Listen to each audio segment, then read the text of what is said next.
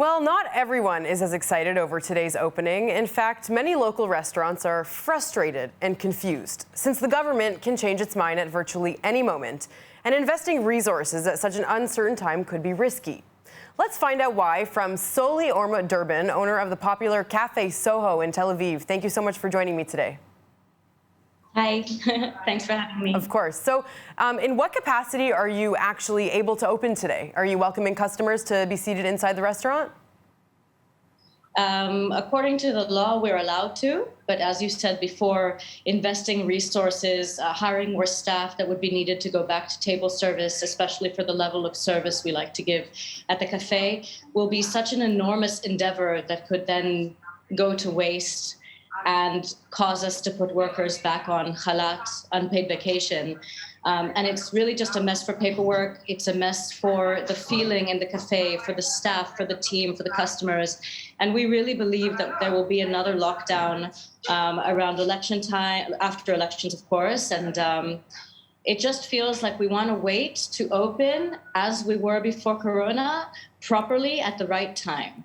So at the moment, we're doing takeaway and delivery, and there are a couple of tables littered around outside if people want to perch while waiting for something or have a bite of something they've ordered. But we are not going to go back to table service for now. We really feel that it's important to go back to regular service in steps and not just a big boom that could be taken away from us again.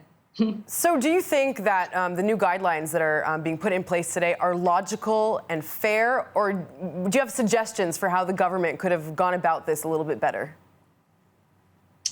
It's just not logical to go from one day of no seating at all to completely back to normal, except for space between tables and a capacity limit that anyway works for us at Cafe Xoho because we can't seat 100 people here anyway.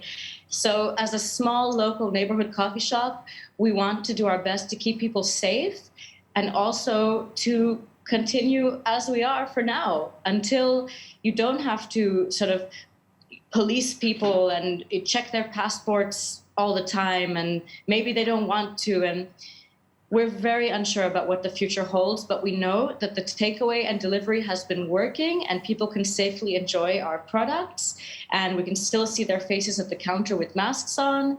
And for us, this is working at the moment. It doesn't feel safe enough to open regular service.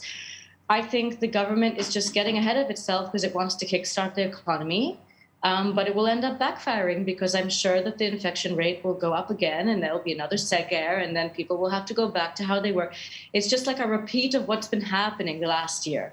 And we're tired of it, and we're tired of the government allowing it to happen again, essentially.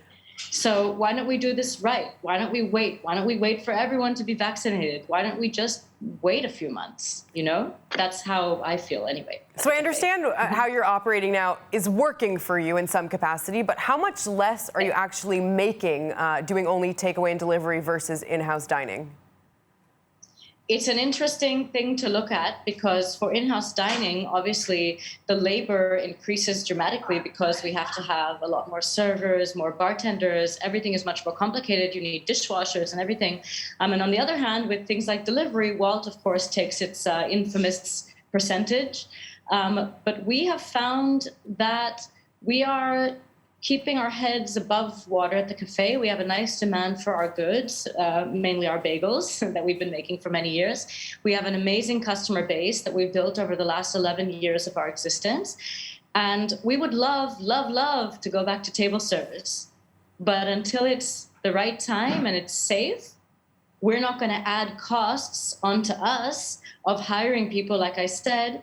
It's time, it's investment of time, of money, of everything, and it simply doesn't make sense. Of course, our revenue is less without table service, but as long as the costs are not exponentially higher, which they're not, because we have a very small team at the moment, we prefer to stay like this. Xoho had a staff of 35 people before Corona, and now we are about 16, and we still manage to be very busy every day. So for now, this is how we stay.